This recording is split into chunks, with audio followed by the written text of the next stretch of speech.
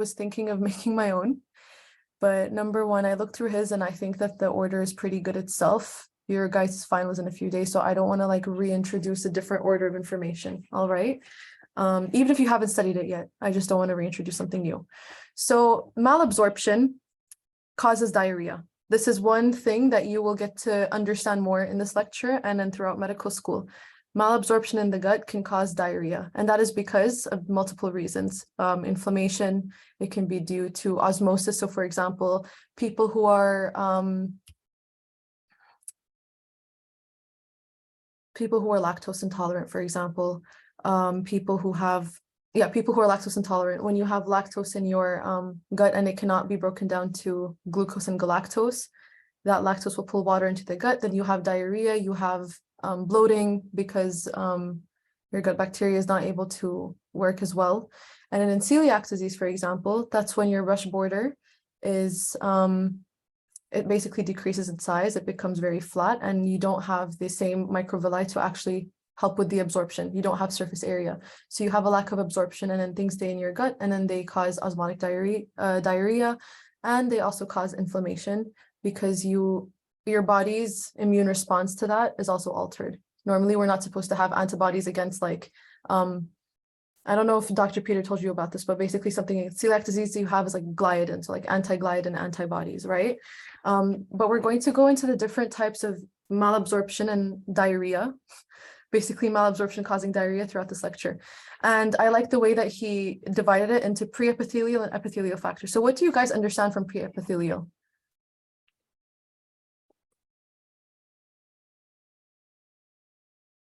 Where is the, okay. Do you guys understand what pre-epithelial means? It's okay if you say no. I'll explain if you don't.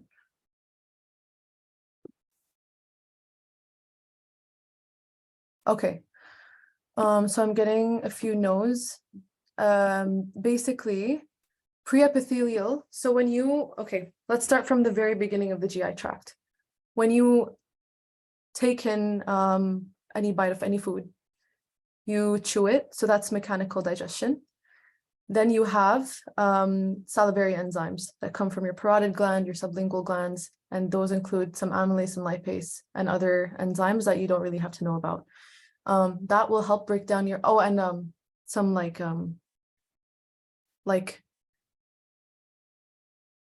peptidase enzymes as well, basically helping in breaking down protein. That is only the beginning of your digestion, right? All of these things are enzymes. They are helping digest your food before it touches your gut epithelium, pre-epithelial factors. So the enzymes that help break down your food, any liquids, for example, your stomach acid that is there, that helps to, it's so acidic, it helps to digest your food. Those are all pre-epithelial factors. So pre-epithelial basically means anything before the bolus of food, the nutrients of that meet your brush border. Does that make sense? So they are in the lumen? They're in the lumen. So they're in your mouth, they're in your stomach, not your esophagus. Your esophagus is purely mechanical. They're in your small intestine, your large intestine. Okay. So someone is asking me enzymes that break food to chyme. So not all of them break food down to chyme, but that is like an example. All right. But yeah, that is a pre-epithelial factor. So for example, in pre-epithelial factor, you have pancreatic enzyme deficiencies. So any enzyme deficiency in the gut is a pre-epithelial factor leading to malabsorption or diarrhea. Inactivation of enzymes. So it's the same thing as like an enzyme deficiency or insufficiency. Your enzyme is just not activated, so it can't work. Bile salt deficiency. So bile salt itself is not an enzyme, but it helps in breaking down your food, especially when it comes to cholesterol metabolism, etc., right? And then you have small intestinal bacterial overgrowth. This is not an enzyme, it's not like a liquid, but because you have overgrowth, your bacteria is not allowing nutrients to cross through to get to your brush border because there's so much bacterial overgrowth that anything that enters your gut is basically just staying there in your gut. It's not going to be absorbed. The nutrients are not going to be absorbed and you're not going to get the benefit out of the food that you eat. Okay. Now, epithelial factors have everything to do with your, surprise, surprise, epithelium, right? So that is your brush border.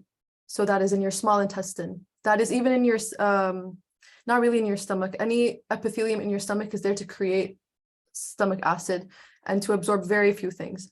So loss of surface area, loss of transport, so protein transport, all in your epithelium, and dysfunctional intracellular processing. Okay, so for example, you'll hear about A-beta lipoproteinemia. Those things are intracellular processing that help in basically absorbing fats from your food. And if you have that, then you can't absorb fat from your food and you're going to have extra fat in your stool, which is known as diarrhea. So all of these, anything that is happening in the epithelial cells, anything that is related to the epithelial cell, if it is in the apical or basal surface of the cell, if it is within the cell, if it is the microvilli, that is an epithelial factor. If it is before the food will meet, the food is a poor way to say it, like the bolus of food, like the nutrients that you're consuming. Before any of that, like bolus of food or any of your luminal contents meet your epithelium, they are met with salivary enzymes. They are met with hydrochloric acid in your stomach. They are met with bile containing bile salts, pancreatic enzymes. All of these things, all of these enzymes, all of these liquids that are that absorb your food or that break it down, all of these are pre-epithelial. These are all happening before any of your luminal content, any of the food that you ate is actually meeting your epithelium. So that is incredibly important to understand like why exactly somebody is having a malabsorptive problem or diarrhea. And it helps you basically break it down to get to the known cause, okay? You guys don't have to know all of that. That is also more clinical that you will learn in third year and onwards in clinical years as well. But if you understand this much, then you are more than good to go, okay? So now we're just going to go into each of these causes and see how exactly it's causing malabsorption and then therefore diarrhea, okay? So yes, before it gets absorbed. Okay, next slide. So maldigestion and malabsorption. We said, for example, the pre-epithelial events are luminal hydrolysis, so breaking down. So you have proteinolysis, you're breaking down carbohydrates, you're breaking down fats by enzymes, right? So these are your pancreatic enzymes, your bile salts, your salivary enzymes. All of these also cause like hydrolysis and breaking down of those contents. So these are all pre-epithelial, right? Then epithelial, your microvilli, all of your cells, all of these things. These are all epithelial events. So any enzyme, if you hear enzyme deficiency, pre-epithelial, okay? Pre-epithelial is enzyme deficiency or any problem in bile formation or any problem in stomach acid formation, okay? Epithelial events are when your actual surface area, your brush border is affected. So brush border, for example, you know, there's certain enzymes that exist in the apical membrane. And if those enzymes, because they are in the epithelium, if they're not working, that means that that's defective in your epithelium. That is an epithelial event. Loss of surface area. So for example, in celiac disease, or let's just say you had surgery where you had to resect some part of your gut. Now, obviously, if you're taking out part of your gut, you're going to have less gut. That means you're going to have less surface area. So if you have less surface area, then you're going to have less absorption. So you'll notice later in the future when you see patients in the hospital and they have had like a partial gastrectomy. Basically, that means they've had part of their stomach removed. Some people do that for weight loss. Some people get a gastric sleeve. Some people have problems with their guts. They have celiac disease and it gets so severe, or they have Crohn's disease. Maybe you've heard of that. Maybe someone, la samahla, in your family has experienced it. They have to get part of their bowel or their gut resected, basically taken out. So when certain parts of your gut are taken out, certain parts of your gut are also responsible for the absorption of certain nutrients. So you'll notice nutrient deficiencies. You'll notice that they have more diarrhea because they can't absorb the nutrients. And then when things are present, so remember how osmosis works. If you have more sodium here and less sodium here, the water will move from here to here. It's the same exact thing. If in your lumen, you have food, you have carbohydrates, you have all your electrolytes, etc. And then in your blood, it's a little less. You're going to have the water move from your blood serum to your gut. It's going to make your luminal contents more watery, hence you get diarrhea, okay? So pre-epithelial factors, you have exocrine pancreatic insufficiency. This is a fancy way of saying your pancreatic enzymes are not working, okay? This can be due to multiple reasons. It can be due to pancreatitis, so inflammation of the pancreas. It can be due to other genetic disorders. There is also genetic pancreatitis. And it can also be due to, for example, well, no, that's more endocrine. Diabetes is endocrine. Exocrine. So quickly to tell you guys the difference, because it actually took me time in first year to realize the difference between exocrine and endocrine. Endocrine, hormones enter your blood. Anything that is created by a gland, any protein, whatever is entering your blood. Exocrine, it's entering outside your body. And technically your gut is outside your body. It's an opening from your mouth to the anus, right? You're never meeting your blood like directly. There's always epithelium, then you have your connective tissue in between, if you guys understand what I mean. So exocrine is basically secretions into your gut and endocrine into your blood, okay? So exocrine is, for example, pancreatic lipase, pancreatic amylase. These things are not entering your blood, they're entering your gut because they're entering where the food is, right? They're being secreted in the pancreatic contents, and they mix with bile, and then together those things are going to basically absorb your food. They're going to break down certain nutrients, proteins, carbohydrates, so that when they go further down the gut, when they go further down, the gut is a very bad way to say it. We're in medical school. When they first go down the duodenum, then the jejunum, then the ileum, they will be ready basically to be received by the brush border, where the specific enzymes or the specific protein transporters in the epithelium are ready to receive those broken down contents. If they're not broken down, what happens? Your brush border can't do anything with it.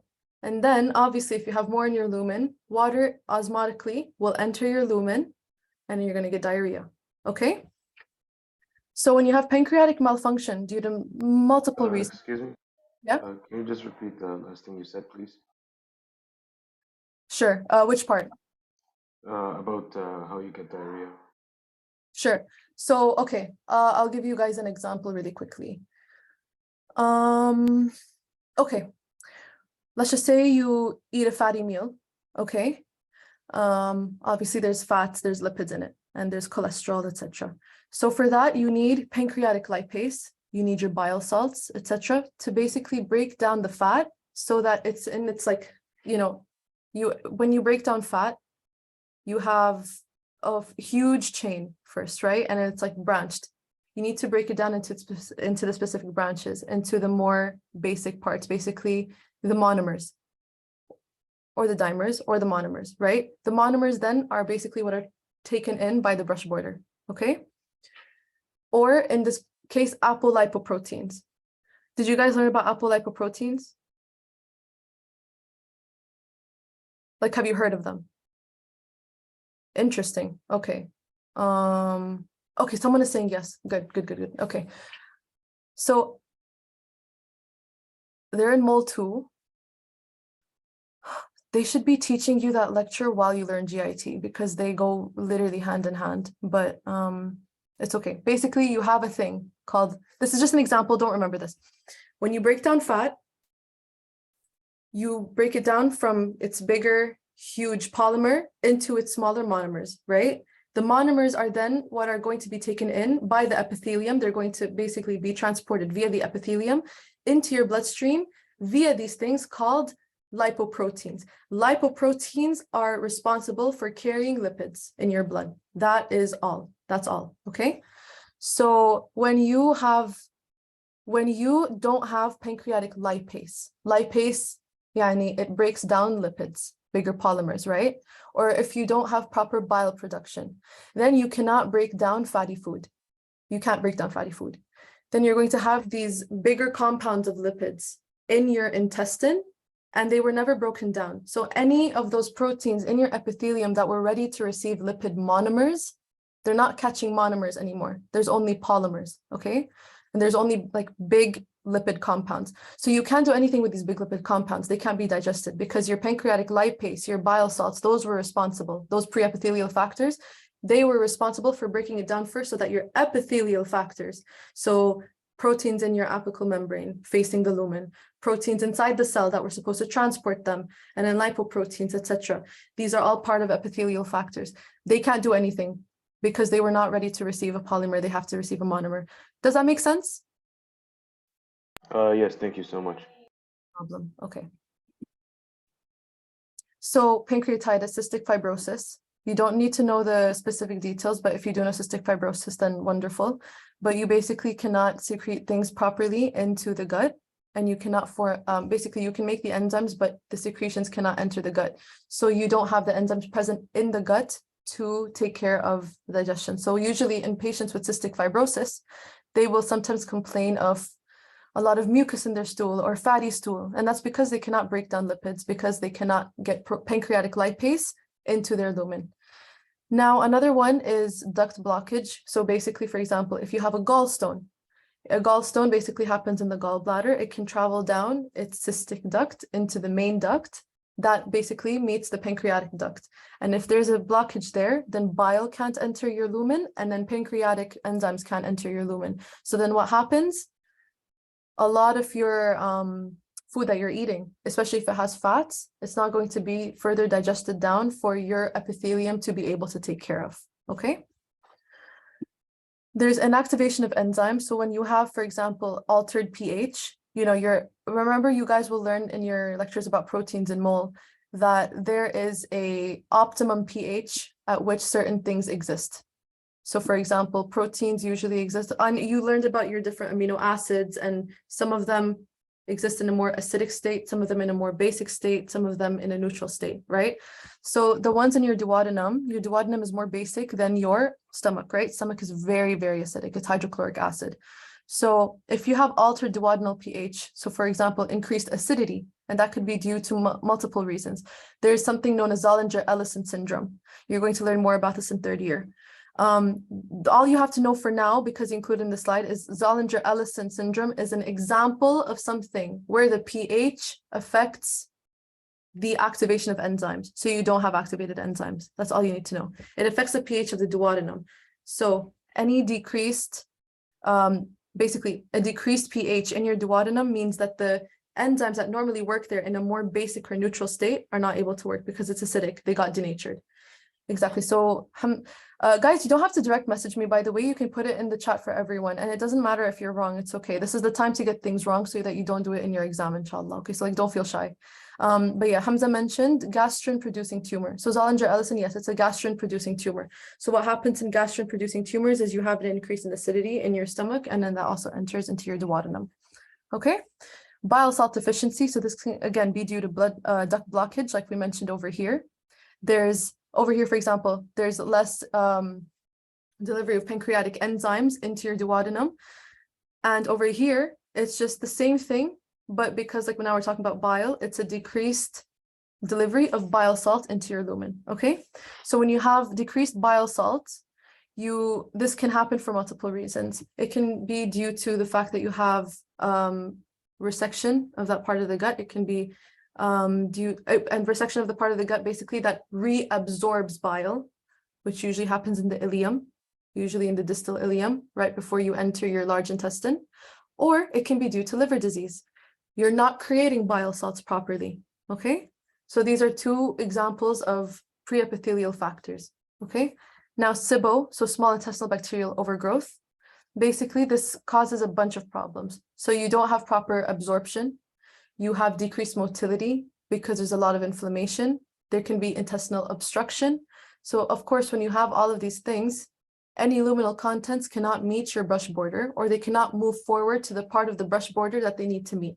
So for example, carbohydrate absorption is more in the duodenum and jejunum. Your fat absorption, in all honesty, I forgot exactly where, but you need your bile salts and your pancreatic enzymes to enter in the duodenum, right? And then for your bile salts, for your bile to be reabsorbed, you need your ileum present. So if any of these parts are affected for any reason, and usually small intestinal bacterial overgrowth usually happens at the very end of the small intestine in the distal ileum. You have a lack of motility, so your luminal contents can't move forward.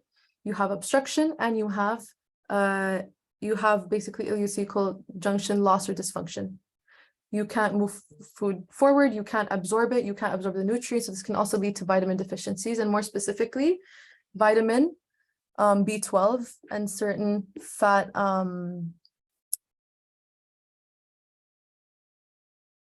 what's the word? Like fat soluble vitamins. So fat absorption usually happens in the ileum as well. Does the acidity increase or become alpine the bile? What do you mean? Sorry, I misunderstood the question.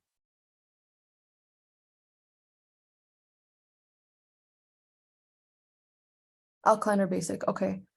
In what case? Like in SIBO?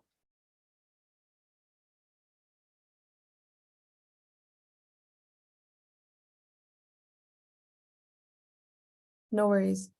Okay. Basically, how do I explain this? Okay.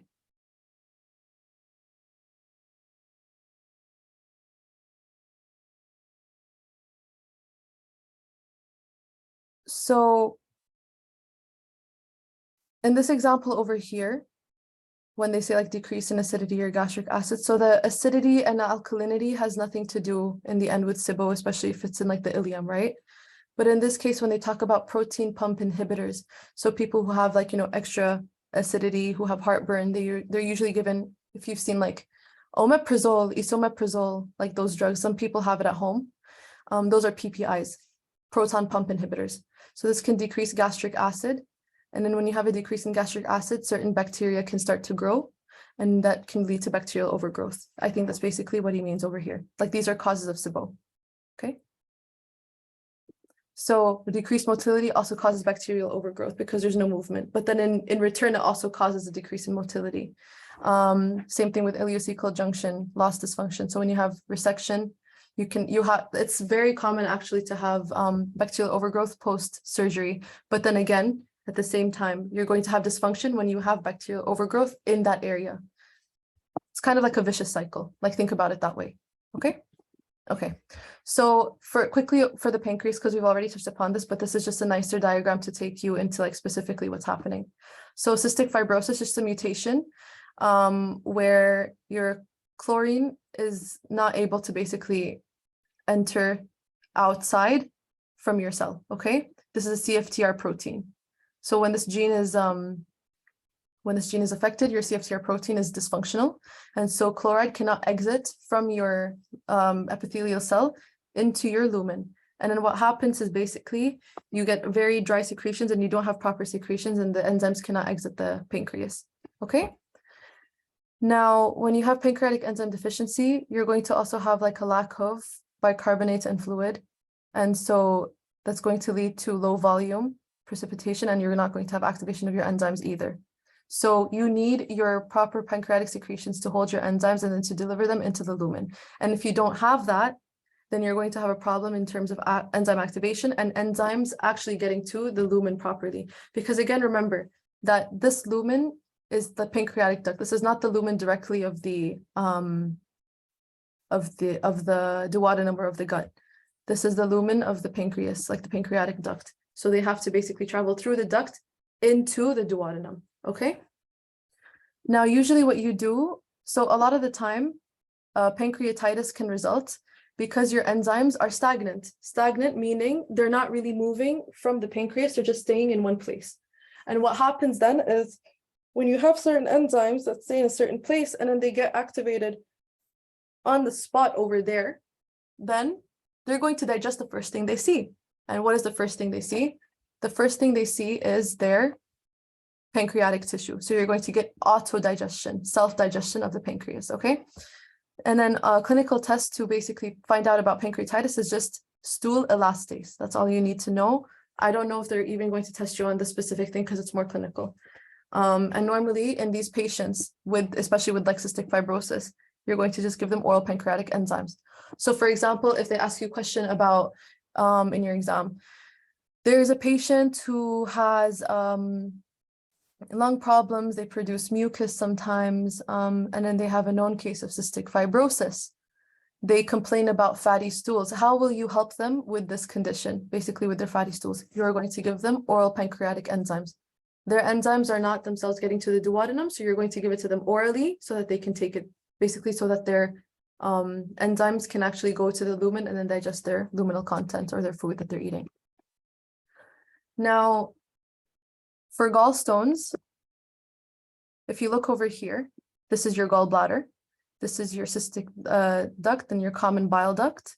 And then this meets with your pancreatic duct to make basically your common bile duct, okay? Basically enters into your common bile duct. When you have gallbladder stones, they can either stay here and they can cause a little bit of pain, or they don't cause any symptoms, or they can travel into your duct and they can travel down. And this can cause a blockage. So if the blockage is over here in the upper common bile duct or in the cystic duct, you're not going to have a problem with getting your pancreatic enzymes into the duodenum because the blockage is not here. But once this starts moving down over here, then you're going to have blockage of both pancreatic, all the pancreatic stuff, and also all the gallbladder stuff. So all your bile stuff and all your pancreatic enzymes, bile salts, pancreatic enzymes. Okay. So these are the three most common areas usually where you have blockages: the cystic duct, because it's a little thinner, the common bile duct, and sphincter of Oddi. Okay, there's specific areas where they become thinner, but these are basically what you need to know. The sphincter of Oddi is basically the opening where it's going to send all of this contents from the pancreas and from the gallbladder into the duodenum. Okay. 1 second. Okay. Now, on to the next thing. So inactivation of enzymes, duodenal acidity, so Zollinger-Ellison syndrome. So as someone mentioned, this is a gastrin-producing tumor. So can somebody tell me what gastrin does? Let's review a little bit. Feel free to unmute or anything. It stimulates acid secretion. It's related to acid secretion. So does it increase or decrease acid secretion? And acid stimulates and increases. Increases acid secretion. So you're going to have more acid. And when you have more acid and it enters your duodenum, then of course your duodenum, which is normally more basic in nature, is going to become more acidic. So enzymes that normally are supposed to be in a more basic environment are not working because they get denatured because of the acidity, right? So over here, usually the gastrin-producing tumor is in the pancreas, okay? And what happens is you're going to get a lot of acidity. And when you have acid in your duodenum, you're going to get ulcers. And when you have decreased acidity, you're also going to have, again, decreased pancreatic enzyme activity. So remember, in the stomach, pepsinogen turns into pepsin. Pepsinogen likes acid because that's where it gets activated. Pepsinogen turns into pepsin. Same thing with trypsin. Trypsinogen turns into trypsin. So these things digest proteins, and these things digest basically any mucosa, basically anything you eat. So for example, meat, anything with collagen in it, that's going to start to be digested in your stomach, right? Because it's acidic, and those specific enzymes are over there for that type of food. Now, when you have extra acid and these enzymes start getting activated in your, overactivated in your duodenum, then they're going to start digesting the mucosal, the mucosa of the wall, intestinal wall, and you're going to get these ulcers, okay? Now, again, pancreatic enzyme activity will decrease because your pancreatic enzymes are not supposed to be entering into an acidic environment. Remember, there's also bicarbonate secreted into the duodenum so that your enzymes from your pancreas that are supposed to be acting in a more basic environment can act in their more basic environment. However, when you have a gastrin-producing tumor, Zollinger-Ellison syndrome, and you have increased acidity and you have a more acidic duodenum now, your pancreatic enzymes can't act. They're going to get denatured because they were supposed to be in the basic environment, but now the acidity, the increased hydrogen is causing them to become dysfunctional. So you don't get digestion of your fats, certain carbohydrates as well, but the most predominant thing is fat metabolism. Okay. Okay. Now let's go into bile salt deficiency. So bile salt deficiency can happen for two main reasons. Either you're not making it well, so that's a problem with your liver, or you're not reabsorbing it well, which is a problem with your ileum. These are the two main things you need to know about bile salts, either where they come from or where they're coming back from, okay? So you have bile salt synthesis in your liver. Then remember, it goes to your gallbladder. It gets stored there until you eat, especially if you eat a fatty meal. Any meal with more fat in it, your gallbladder is going to contract. It's going to release the bile into your duodenum, and your duodenum and the bile will contain bile salts. There's bicarbonate and the pancreatic enzymes, and all together they will work together to break down specifically fats. So the reason I'm focusing on fats is because steatorrhea. So you guys know what steatorrhea is, right?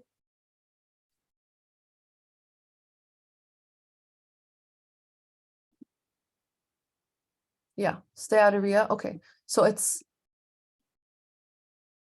good. So steatorrhea is fat in stool. It's a fancy way of saying there's fat in the stool. So for example, you guys might have heard of hematochezia, which is fresh blood in the stool, and then there's melena, which is older oxidized blood in the stool. Okay, these are the different types of things. Like, so you have diarrhea, which is just for example, watery diarrhea. You have mucousy diarrhea. You have bloody diarrhea. Then you have steatorrhea, which is basically where there's fat in the stool. And it's not the same as having mucus in the stool. Fat in the stool is different. It means that this is due to a malabsorption issue. Okay? So when you have a decrease in bile salts, of course, you're not going to be able to break down your fats, and you're going to have steatorrhea because the fat will stay in your lumen and it will enter your large intestine, and eventually it will exit through your anus when you go to defecate. And that will cause steatorrhea. Now, small intestinal bacterial overgrowth. Over here, you can see that this is the small intestine. Now, it doesn't literally look like this. Your duodenum is a lot longer than this. Your jejunum is longer than this, etc. But in your duodenum, jejunum, ileum, and in your colon. Now, your colon has the most bacteria because most of the fermentation is occurring there, okay? Now, what happens is that should be left to the large intestine. But small intestinal bacterial overgrowth is when, again, from the name, that fermentation or bacterial action is basically going back into the small intestine. And why is that bad? Well, over here, you can see this is normal. Digestion and absorption are complete because there's certain digestion and absorption that are supposed to happen up until here. So remember, in the duodenum and jejunum, you're getting absorption of certain carbohydrates, certain vitamins, and in your ileum, you're getting reabsorption of your bile salts, which is really important for fat metabolism. You're getting absorption of your fat-soluble vitamins, so A, D, E, K, right? You're getting, I think, also absorption of B12 because that's when it enters here via protein transporter. That's all in your ileum. Now look at over here. You see this, and do you think that your small intestine, your brush border, your epithelium, are they able to receive anything properly? There's too much fermentation going on here. So anything that you are taking in or anything that is supposed to be absorbed over here is not able to be absorbed because of the fermentation. And this can be due to a lack of motility. This can be post-surgical. This can be this can be due to even certain antibiotic use because antibiotics will kill certain good bacteria and other bacteria will start to flourish.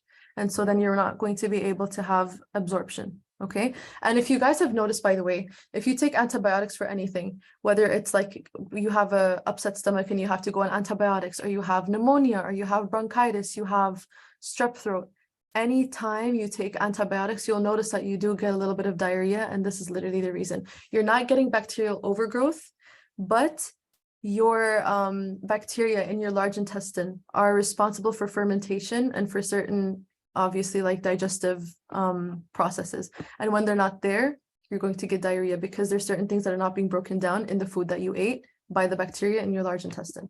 Okay. So again, this can be due to proton pump inhibitors, so decreased gastric acid that can allow certain bacteria to flourish. Because remember, acid likes to kill bacteria normally.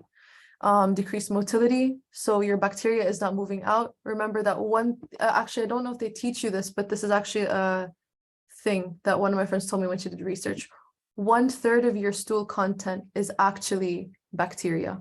So think about it that way. You're also getting rid of some of the bacteria that is in your gut, right? You have to your gut should be moving consistently. It should be getting rid of the contents, it should be getting rid of the stool, and then at the same time it's getting rid of some of the bacteria as well, right? And your bacteria, again, starts to, like, they'll divide, then some of them will leave, then they'll divide and some of them will leave. And that's supposed to be the normal way of things.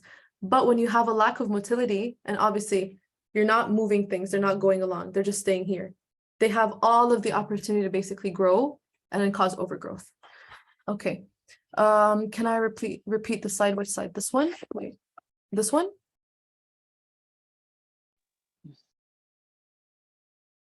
Yeah, okay. So normally you have more bacterial action in your large intestine, right? You have bacteria all over your gut, basically. But majority of fermenting bacteria is in your colon, in your large intestine. Now, due to a lack of motility, so remember when your intestines are moving, they're pushing the contents this way, right? They're going this way, in this direction, towards the colon. Now, if they're not moving and they're not pushing things towards the colon, and they're stagnant, basically they're still, then the bacteria over here can start to overgrow, and it can also travel back into the small intestine. And you're going to have a lot of bacterial overgrowth in the small intestine over here. And now what the problem is in the distal ileum, basically distal meaning farther down, proximal is closer to you, distal farther down. In the distal ileum, yani the ileum, right before the large intestine, so right before the cecum and the colon, this is responsible for bile salt reabsorption and fat soluble vitamin absorption and B12 absorption. 4 very, very important things. So when you have bacterial overgrowth, these things cannot meet the brush border, they cannot meet the epithelium because there's so much bacterial overgrowth. And then there's also fermentation. So the things that you are consuming that were supposed to be absorbed here, also the bile salts that get here, some of them like biochemically can change and they don't also get absorbed properly the way they're supposed to. So when you have all these contents staying in the colon, what's going to happen? Osmosis, right? You have higher osmolality over here. So basically osmosis is going to happen. Water from your bloodstream, from your serum is going to enter into your colon via osmosis, into your intestine and into your colon via osmosis, and then you're going to get diarrhea. Okay? Was that clear? So certain enzymes can't be activated. Okay, so enzymes on the apical membrane of the epithelium, yeah, sometimes they can't because there's going to be bacterial overgrowth. It's going to get into the way. Other times, for example, maybe there's certain enzymes that require a certain pH, and that pH is altered because of the bacteria and because of the contents that the bacteria make in your colon. That is harmful when they are overgrowing. Otherwise, we normally have bacteria, but when you have overgrowth and it's out of moderation, then yeah, it can affect the enzyme activation as well. Okay. Antibiotics don't inhibit absorption. Antibiotics just simply kill some of your bacteria. And some of the bacteria, again, guys, bacteria is good for your gut. You have certain bacterial species that live in your gut and they're supposed to be there, like lactobacilli, etc. That's just one example. They're supposed to be there for the sake of helping in digestion, especially for things with dairy, right? When those things are gone, that's why you're going to have a little bit of diarrhea. Just because you're not, it's not that you're not absorbing, you're not breaking down certain content properly because the bacteria that is meant to break down that content is not there. That's all. This is not a main point you have to focus on. It's just another example I wanted to give you guys. Okay. Now steatorrhea and malnutrition. So again, when you have bacterial invasion of the jejunum, you're going to have basically passive absorption sometimes, and you're going to have decreased micelle formation. You're going to have malnutrition at the end because you're not able to, again, you're not able to absorb the things that you need to absorb because of the bacteria overgrowing. Number one, they don't allow the luminal content to meet the brush border. And number two, they can affect, because of the contents that the bacteria make, they can affect how proteins act. They can affect how protein transporters act. And you can't do active absorption properly. So therefore, you'll see over here, for example,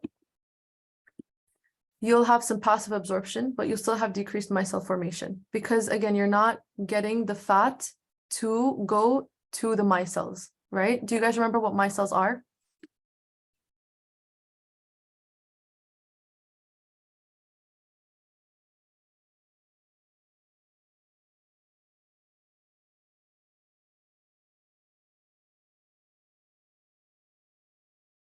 So just give me 1 second.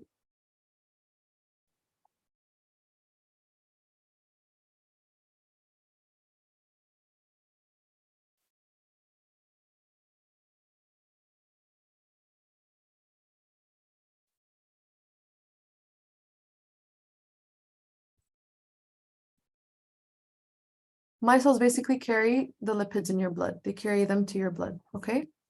They're important for, they form in your epithelia and then they carry lipids, okay? I was just checking how many more slides we have. We actually have a lot to go because diarrhea is a completely different thing, but we will go through that a little bit faster because it'll, I think, make a little bit more sense once we're done with this, okay? So.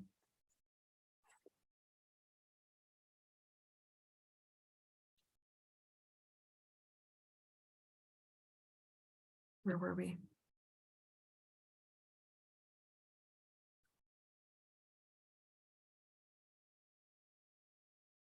Okay, we were here. The next few slides basically describe the same thing. But basically, all you guys need to remember is bacterial invasion causes lack of absorption and malnutrition and diarrhea, okay? That's all you need to remember. So I'm going to move on from here.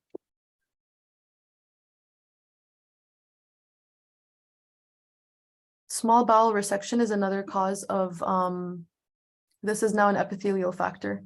So normally, when you have small bowel resection, you're taking up part of the small bowel and you're decreasing the surface area from which your luminal content can actually meet the brush border, right? If you have less brush border, then you have less absorption. It goes hand in hand. More surface area, more absorption, right? Because there's more space for the food to meet the epithelium, for the luminal content to meet the epithelium. Now, when you have small bowel resection, this is basically a picture where they're showing you an adaptation to small bowel resection. What this basically means is, normally this is how it is, because you have the normal amount of epithelial surface area.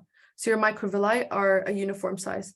Over here, when you have small bowel resection and part of the bowel is gone, as a basically adaptation mechanism to adapt to the lack of surface area, your microvilli will grow in size so that they can slowly increase the surface area.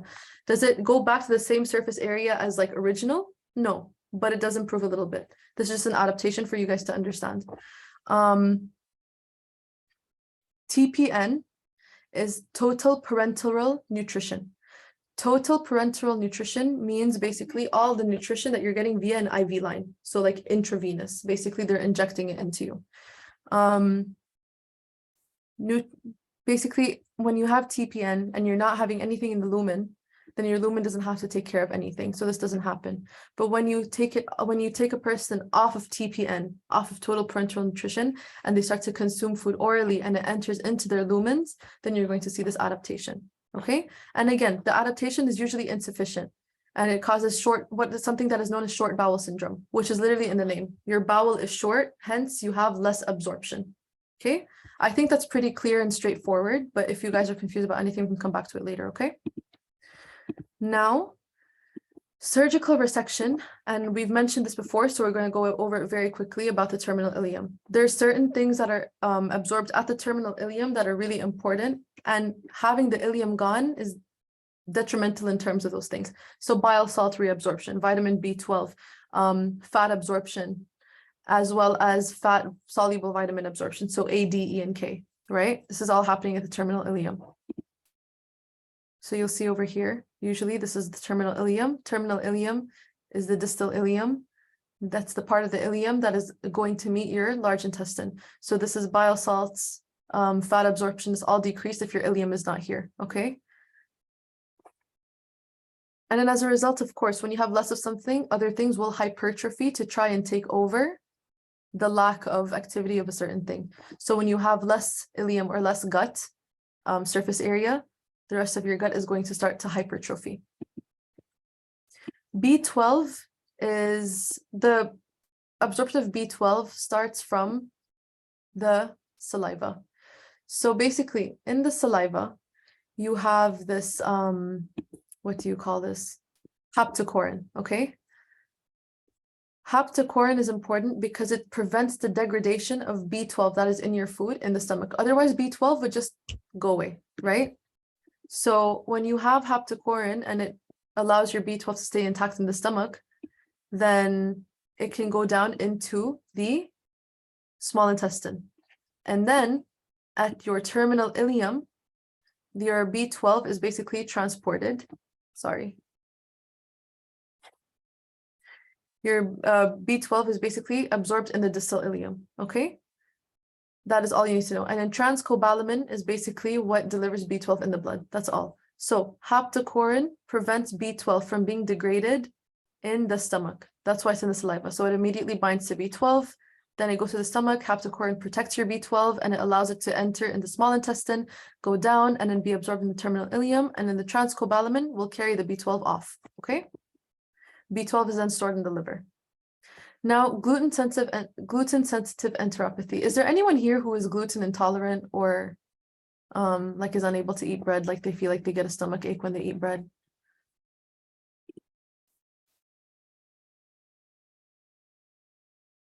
No? Okay, alhamdulillah. That's good. But basically, gluten-sensitive enteropathy, I'll show you exactly what happens over here. This is known as celiac disease. So when you have gluten insensitivity, you usually have antibodies against certain like things in gluten. And because of that inflammation, the antibody response and everything, that can blunt the microvilli. So they look at how the difference in between the normal small intestinal microvilli versus in celiac disease. So look at the surface area. It's like completely gone. So you have lack surface area. And as I was saying earlier about gliadin, you have basically an immune response to gliadin, so the gluten, and that causes damage to your microvilli.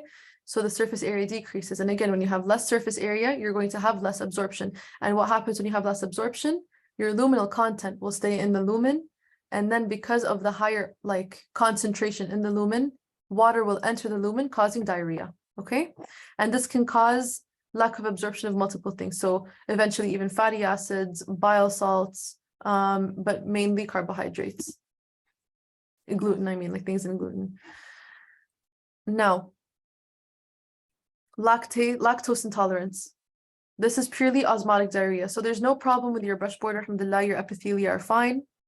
But lactose is broken down into galactose and glucose in the small intestine. And in the large intestine, bacteria take lactose and turn it into other gases.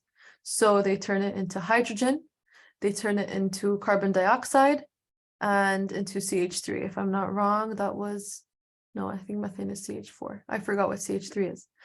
But what happens over here is when you have lactose broken down into glucose and galactose, it is then taken in by your brush border, right? Your epithelia will take care of it. They will absorb your glucose and galactose. When you have lactase deficiency, lactase is the enzyme that breaks down lactose, you're going to have more lactose in your blood. Sorry, not in your blood, in your lumen. When you have more lactose in your lumen, it enters into the large intestine and the bacteria is like, oh, I see lactose. Yalla, I'm going to make a lot of carbon dioxide, hydrogen, and CH3. And what does that cause? Bloating. And why do you get the diarrhea? Because again, you have the lactose. It wasn't absorbed because it couldn't be absorbed because you don't have a lactose transporter. You have glucose and galactose transporters. So when you have lactose, the concentration is higher in the lumen, so water will enter the lumen and cause diarrhea, okay?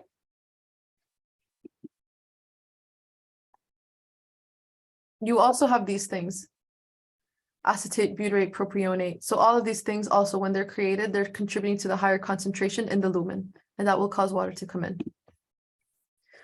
Now, dysfunctional intracellular processing. So A-beta lipoproteinemia. Okay, so they did teach you about this. Thank God.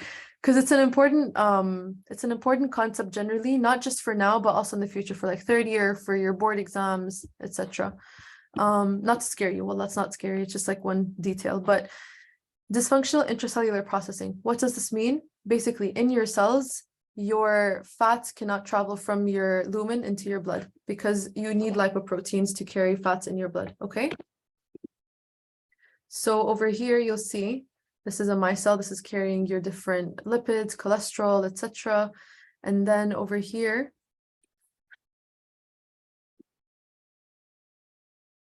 it's supposed to go through your, in your cells, they're supposed to be processed into apolipoproteins. There's different types. So this is like apolipoprotein B. apolipoprotein B48 is required from the rough endoplasmic reticulum, then this will enter the lymph. However, when you have A-beta lipoproteinemia, it's the failure to combine the synthesized lipids with the apoprotein, so you're not going to have fat absorption.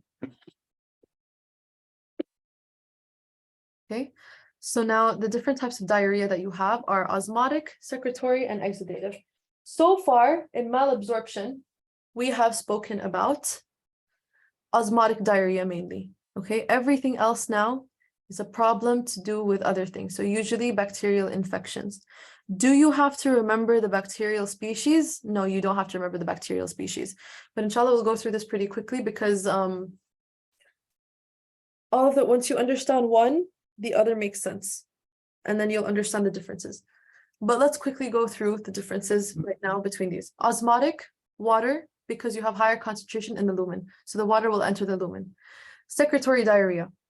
This happens when you have active secretion from the enterocytes into the lumen. So this can happen due to different types of chemical irritation.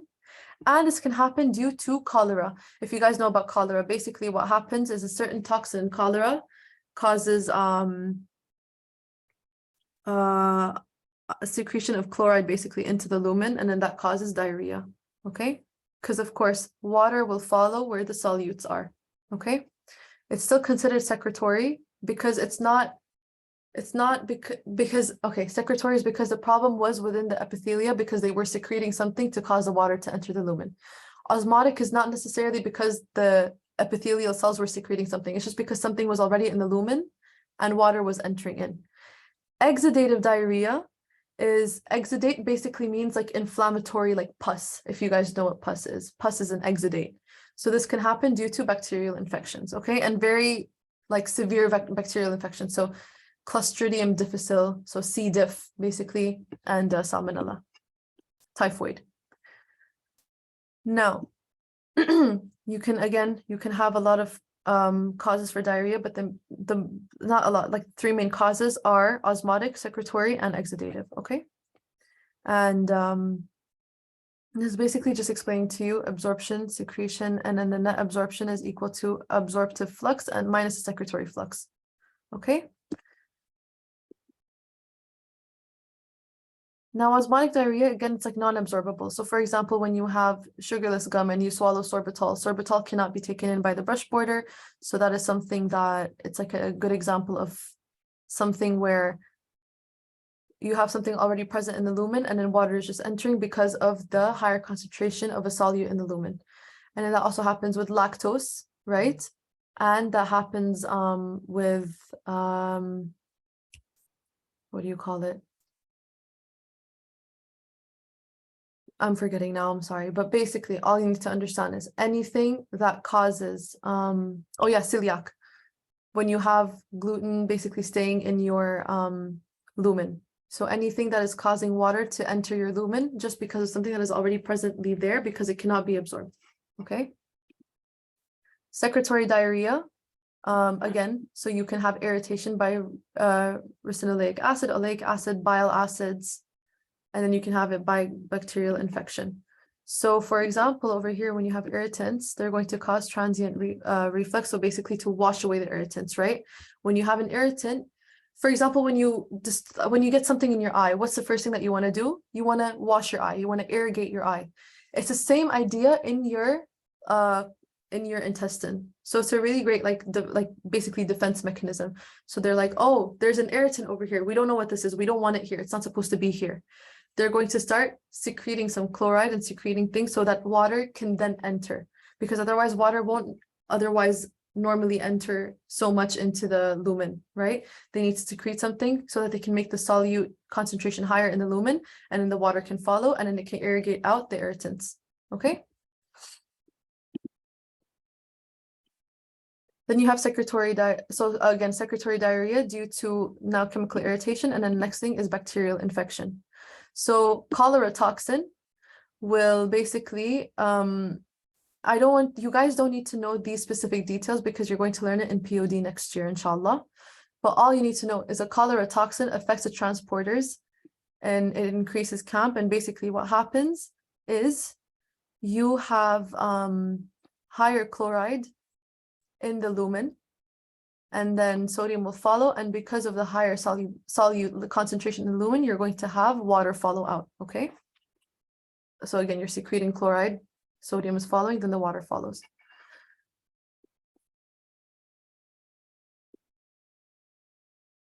And then this just, you over here, what you need to know is the toxin that is produced, it binds to the receptors, and then this is going to cause a bunch of responses. So 5-hydroxytryptamine is going to go to your afferent sensory neurons. Your efferent neurons are then going to release VIP and at the crypt cells, and that's going to cause an increase of chloride secretion. So there's an increase over there, and then there's a direct also increase in secretion because of the toxin. So the toxin, this is how the toxin acts.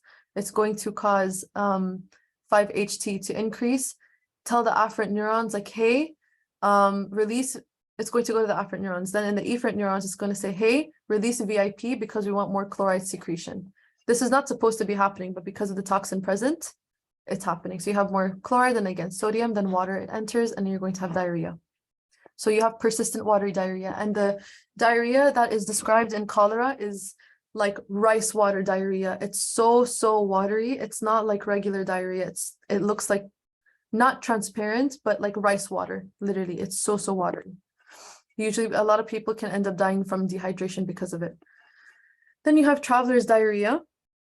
And it's like a similar thing where it's molecular mimicry, which basically means that there's a certain thing from the bacteria that looks exactly like a compound that is already present in our body. So they get confused. And what happens is certain toxins, so like enterotoxigenic. So there's a toxin that is released by E. coli. It will come into the cell, and then it will cause secretion again of, it will cause basically more secretion into the lumen, and then solute higher in the lumen, again, will cause more water to enter the lumen, and you're going to get diarrhea, okay? And this is just telling you about the absorptive flux minus the secretory flux. And then they're telling you, I remember they put this picture for us also in first year, but just to tell you, like, the diarrhea is so watery and uncontrollable that this is basically how they have to keep their patients.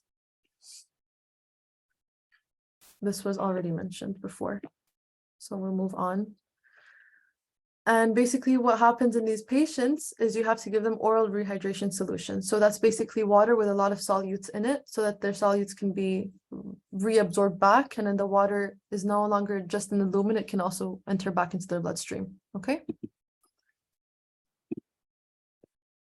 And the epithelial cell turnover is 3 to 5 days. So typically, that's why diarrhea is self-limiting. So if there's any problem in the epithelia, it'll usually take maybe up to a week to fix itself. Otherwise, patients will recover and they'll need to take oral rehydration solution. Now let's talk about exudative diarrhea. I think we're almost done. Yeah, just 4 more slides left. So exudative diarrhea, your epithelial barrier is compromised. What this means is basically when you have a lot of inflammation and you have a lot of exudates and you have pus, your barrier, your epithelial barrier cannot do its job. It cannot absorb properly. It cannot secrete properly. It can't do anything. So there's a very specific type of bacteria that causes really bad exudative diarrhea, and it's known as C. difficile. If you're going to remember 2 bacterial species from this lecture, remember cholera and remember C. diff. These are very important.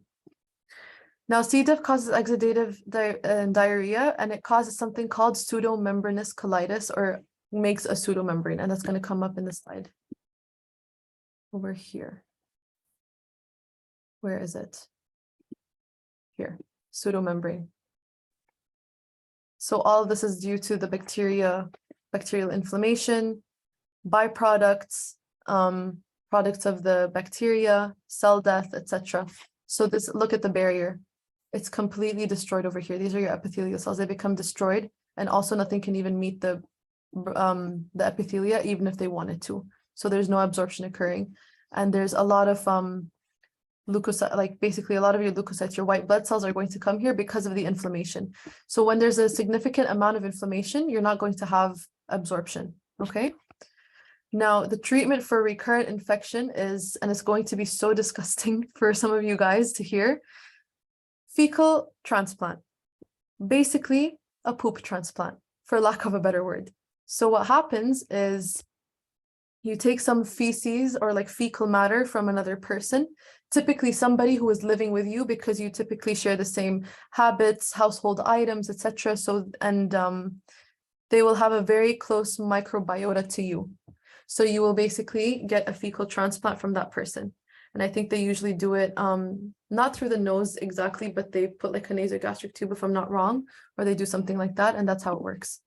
Okay, so just to make sure you understand exudative diarrhea, it's due to a lot of inflammation. When you hear the word exudative, immediately think, okay, inflammation. This is inflammatory, okay? Always associate that word. Exudative equals inflammatory. So when there's inflammation, you're going to have cell death. You're going to have bacterial overgrowth, colonization, toxin release. You're going to have cell death. So the toxins are basically destroying your epithelial cells. And you're going to have all these byproducts and a pseudomembrane formation. The pseudomembrane is very also specific for C. diff, Clostridium difficile. So do remember that if it does come in your exam, make that connection immediately. Okay. Now, how do you get a C. diff infection? From chronic antibiotic use. So people who keep using antibiotics, who don't finish their courses properly, or patients who are in the hospital for a long time and are being treated with antibiotics are more likely to get C. difficile infections. Otherwise, getting a C. diff infection is actually quite rare, okay? So that's what you need to understand about diarrhea and malabsorption. So malabsorption typically causes osmotic diarrhea. So that entire first half of the lecture on malabsorption was about leading to osmotic diarrhea. And then secretory diarrhea and exudative diarrhea are completely different. So just to make sure that you guys understood, for whoever is still left here, somebody please tell me the difference between the three types of diarrhea and give me an example of each.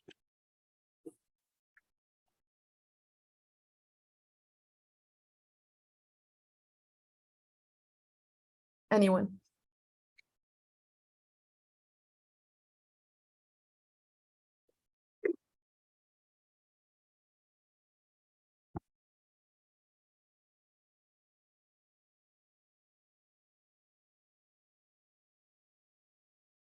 Okay, wait, so, okay.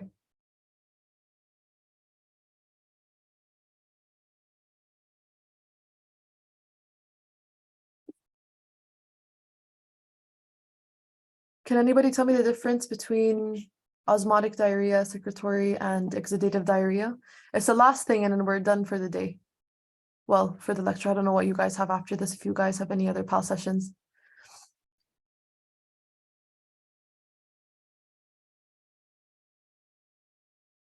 Guys, yalla answer. I really don't like to call on people because I understand that someone might feel awkward. So you can put it in the chat.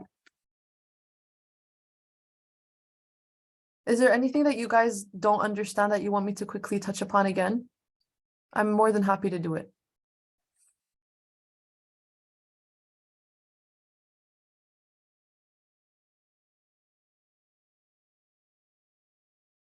Can you like quickly summarize like what you were asking us? Can you answer that? Because I feel like they all got mixed up. Okay, sure. So I was asking to give me the difference between osmotic, secretory, and exudative diarrhea. Like what we were talking about basically in the last half of the lecture. So osmotic diarrhea happens due to malabsorption. So malabsorption meaning you eat something, it enters into your intestine, but because of different problems that we talked about, for example, enzyme deficiencies, any obstruction in the bile duct so that your bile salts can't enter and basically metabolize fats, other enzyme inactivation due to certain syndromes. These cause your luminal contents or the food that you ate to go undigested, and undigested food cannot be absorbed. So it's malabsorbed. Mal means bad, right? Mal is Latin for bad. So malabsorption means there's bad absorption and no absorption.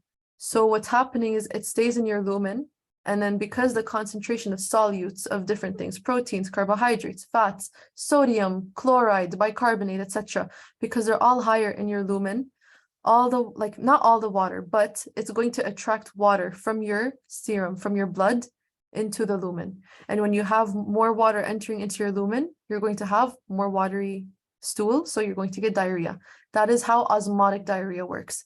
So for example, you have celiac disease, which is where you have gluten sensitivity, so that destroys your brush border, so you have less surface area because of the inflammation. It gets destroyed, so you can't absorb that food, or you can't absorb the carbohydrates, the gluten, you can't absorb fats because the brush border is completely destroyed. So then it's going to stain your lumen and the water is going to enter in, and you're going to have more watery diarrhea. Now for secretory diarrhea, that can be due to irritants, and basically they irritate your epithelium, and they send this like signal into your afferent and efferent local neurons, basically saying, okay, no, we need more water secretion over here because we need to irrigate. We need to get these toxins or these irritants out of the lumen. That's secretory diarrhea of one kind. Otherwise, you can have cholera or E. coli that causes secretory diarrhea because they release toxins that cause secretion of chloride, of then sodium into the lumen, and then water will follow suit, right? It will also enter the lumen because, again, the solutes then become higher due to secretion in this case in the lumen, and then the water will follow, and then you will have diarrhea. And the last thing is exudative diarrhea. So when you have epithelial damage, there's a lot of inflammation. Inflammation will cause swelling, so water will also enter into the lumen. And also you have malabsorption because of pseudomembrane formation. You can't reach the epithelial cells, and the epithelial cells are also damaged. So that's the same thing. It will cause diarrhea and it will cause exudative, so inflammatory diarrhea, not just watery diarrhea, but inflammatory diarrhea. You're going to have a lot of white blood cells present, a lot of bacteria, dead cells, etc., as you can see in the last slide. So basically, one-liner for each. Osmotic, water enters lumen because of thing already present in lumen. Secretory, water is entering lumen because of solutes being secreted by the epithelial cells. Exudative diarrhea is inflammatory diarrhea due to Clostridium difficile, basically causing pseudomembrane formation and a lot of inflammation, and therefore diarrhea. Okay? Is that clear? If anything is not clear, please feel free to shoot me a question. I will leave my email and my WhatsApp number in the chat.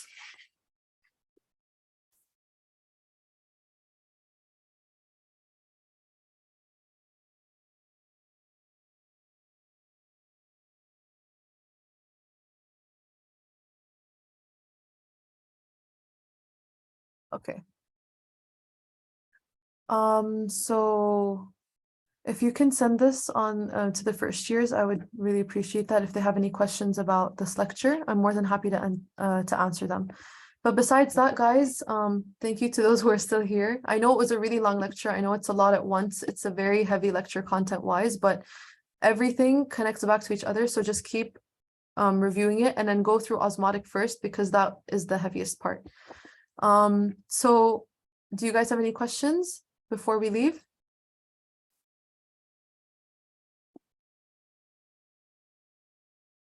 Anytime, no worries. Good luck, guys, on your exam. I understand it's a lot to learn at once, especially if you haven't touched the lecture, but just keep looking at it and I promise it'll stick. Okay. And again, shoot me a question anytime you have. Please don't feel shy. Alrighty. Okay. Anyway, thank you guys so much for attending, and thank you for accommodating a newer time.